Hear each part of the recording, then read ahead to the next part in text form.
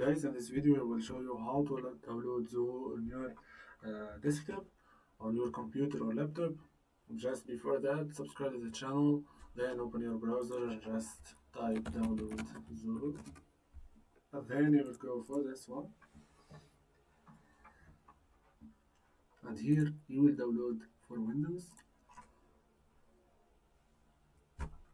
My system is 64, so I will go through it. And then I will just get back after the download. You will just find the file here. So I will just press it in order to proceed the installation phase. Then I will press yes. Then I will just install.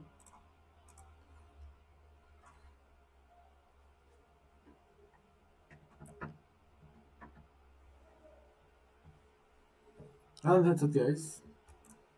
This is who mail is installed in your computer.